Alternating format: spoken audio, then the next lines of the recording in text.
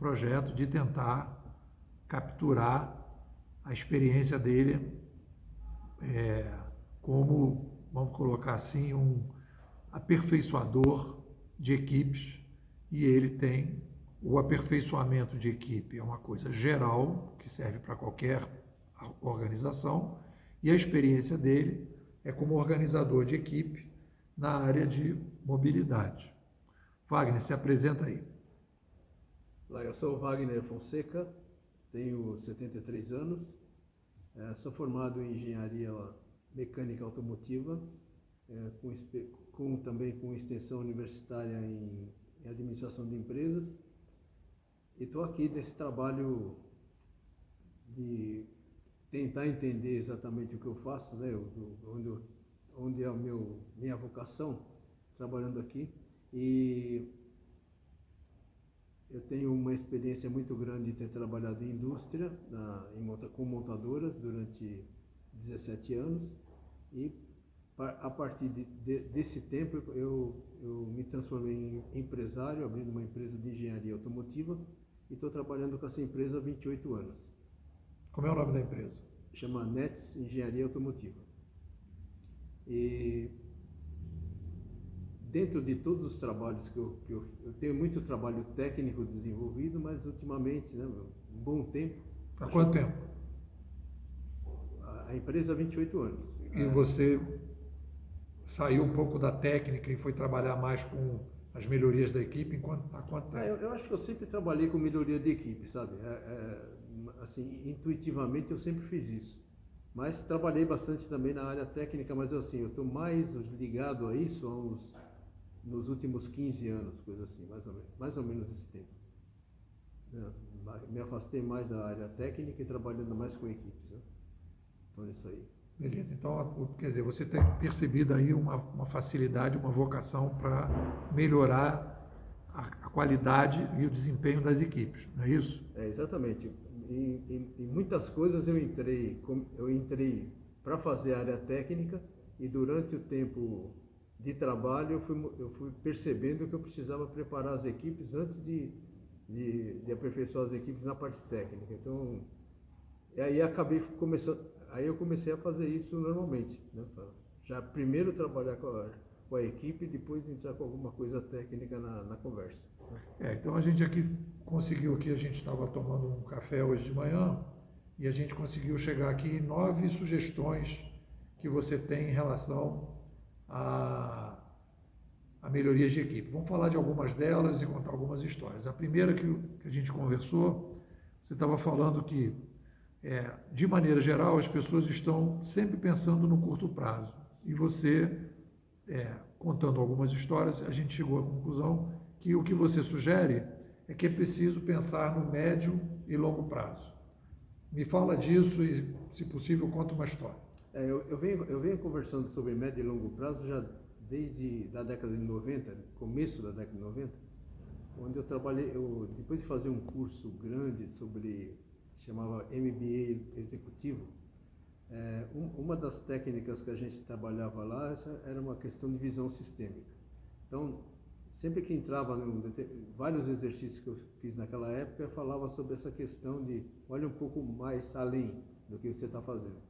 E eu fiquei com isso na cabeça, fui aplicando isso em vários lugares, e hoje eu tenho bem claro isso quando eu estou trabalhando com equipes. Quer dizer, no momento você está falando do hoje, tá? E tá bom, e em médio e longo prazo, como é que vocês estão pensando? Então eu vou provocando a conversa para que saia do imediatismo da questão no momento, né, esse imediatismo, e pensar um pouquinho além, porque o que eu comecei a perceber, as equipes trabalham muito para resolver um problema pontual, e esse problema vai se repetindo, ele não para. Então você resolve, volta, resolve e volta. Como é que você pode pensar um pouquinho mais a longo prazo, ou médio e longo prazo, para que o problema não se perpetue, sim você corrija, e aí vai aparecer um outro problema, mas não o mesmo problema toda hora, né? Acho que eu comecei a perceber isso e comecei a aplicar. Conta uma historinha aí. Eu tenho várias histórias, mas vamos falar assim, já que eu trabalho na parte de mobilidade, né, então eu tenho muita experiência com trabalhos diretamente ligados a veículos, né? Então, você tem por exemplo, em veículo, uma das coisas que acontece muito são quebras, né? Então as quebras são repetidas e as equipes que eu começo a trabalhar, ela vem com foco na quebra, só fala da quebra, quebra, não consigo fazer isso porque quebra, isso é porque quebra. Tá, então eu falei assim, tá bom, vamos estudar um pouco por que quebra e como que a gente pode resolver esse problema. Então, abrindo essa visão, nem sou eu que faço a solução acontecer, a própria equipe começa a pensar como é que ela pode trabalhar melhor para evitar as quebras, ou fazer com que a quebra aconteça em outro momento. A minha parte nessa conversa é mais a orientação, ó, será que é isso mesmo?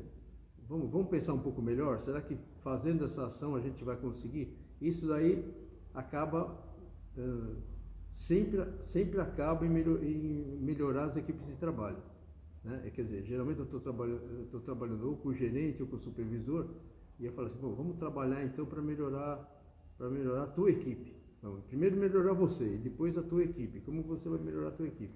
Com esse trabalho a gente vai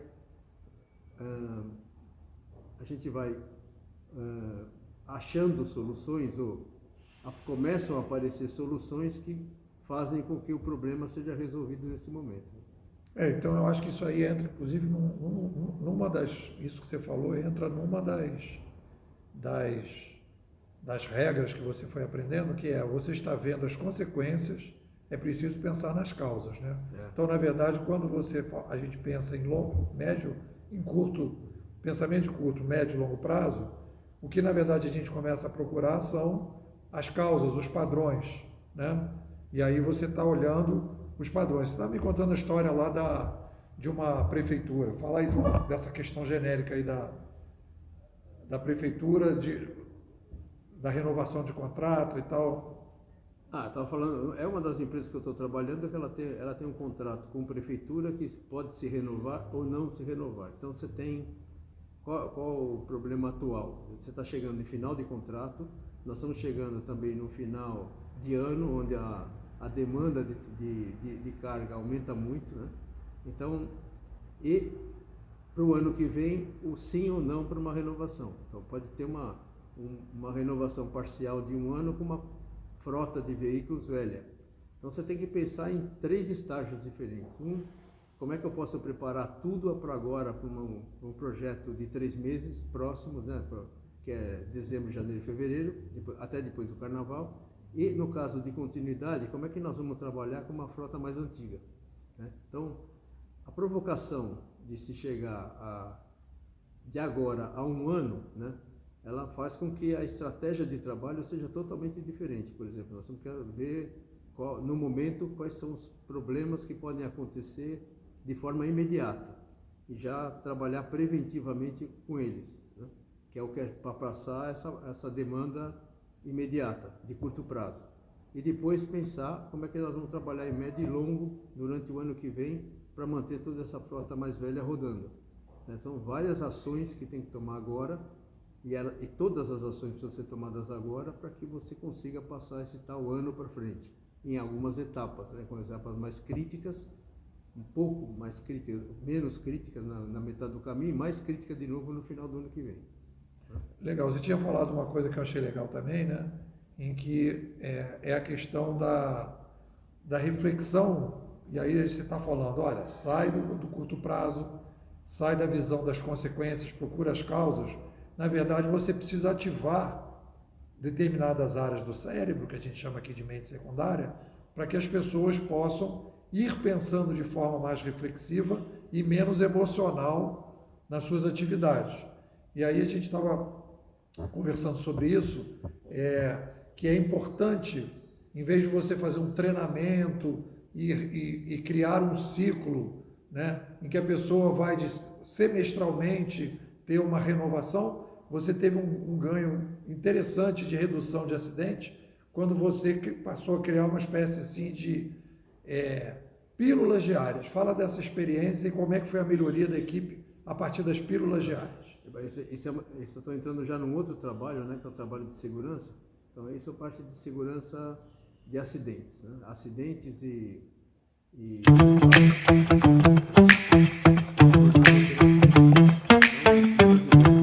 naquela época, esse ano, né, que não é uma época muito longa, é esse ano mesmo, é começar a formar essa tal pílulas de segurança. O que são as pílulas de segurança? Que eu estou chamando disso agora, provisoriamente. Né?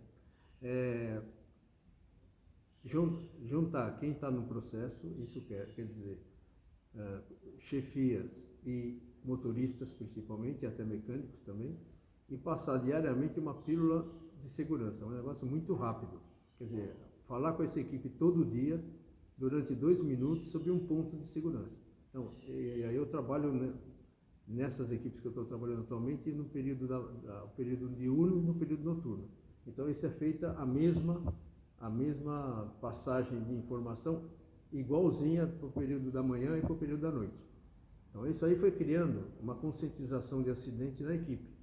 E aí a gente passou acidentes que vinham acontecendo a cada 1, 2 meses, né? Acidentes durante o trabalho, né? Tanto com as pessoas como com os veículos. E nós passamos, a gente fez um período inicial que a gente passou quase 98 dias sem acidentes. E aí teve um acidente leve, que a gente considerou um acidente para parar a contagem, mas foi muito leve, foi uma batida no supercílio dentro de uma valeta. Um negócio simples, não deu nada, mas foi um acidente. Então a gente considerou isso um acidente e zerou todo o processo, e hoje nós estamos com 110 dias a partir desse, sem problemas. Então, o número de acidentes diminuiu assim drasticamente que estava acontecendo. E baseado no quê? Baseado em informações diárias e lembretes diários sobre segurança. O que a gente percebeu? A equipe começou a criar uma conscientização de acidente. Então hoje, não é só o cara que tratava de acidente que vai conversar com a equipe. A equipe já começou a trazer problemas para a coordenação sobre pontos onde pode acontecer um acidente, por exemplo. E a gente começou a trabalhar nisso. Isso diminuiu bastante o número de acidentes. Tem uma história que eu achei bem legal, que você estava falando sobre a importância, né? O pessoal estava conversando sobre, mas isso, o cliente aquilo e tal, e você falou assim, olha, foda-se o cliente e vamos pensar o que a gente pode fazer. Conta essa história aí. Então, essa história é muito boa, porque uma das equipes que eu trabalhei, o foco dela era que uma é que só quebrava veículo, a outra é que o cliente atrapalhava a vida dele, não, porque ele não vai deixar, porque ele não vai fazer, tal.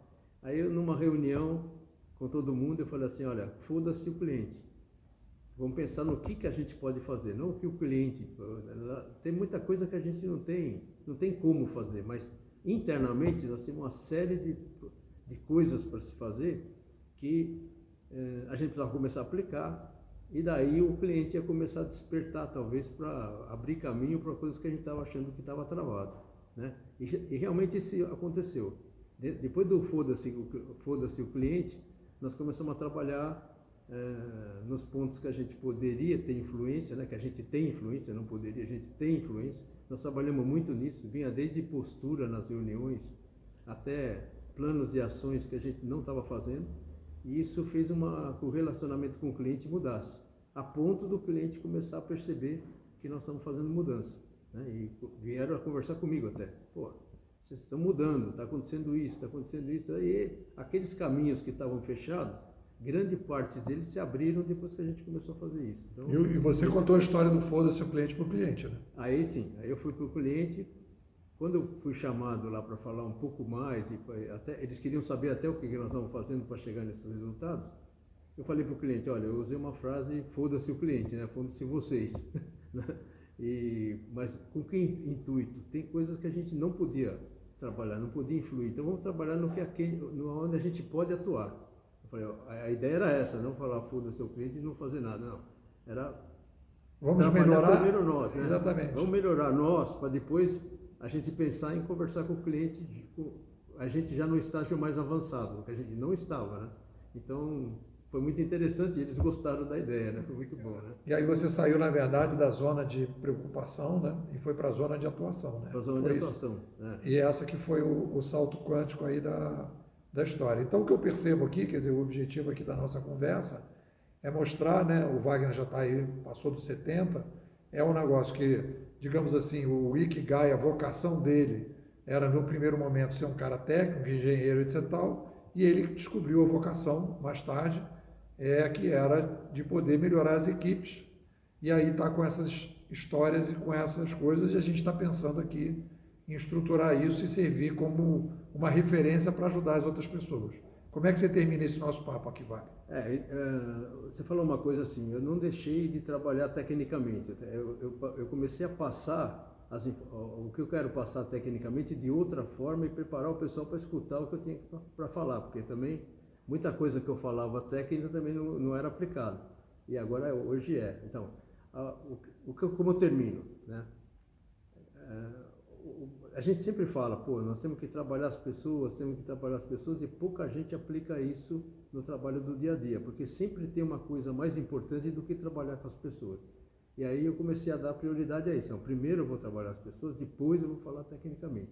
Eu estou entrando agora em alguns projetos novos, e eles nem me conhecem, eles me contrataram para trabalhar tecnicamente, mas eu já avisei de cara que eu não vou começar por aí. Eu vou começar conhecendo todo o processo, conhecendo as pessoas, e depois eu vou entrar com a parte técnica, né? E foi aceito, muito bem, até, para começar o projeto assim.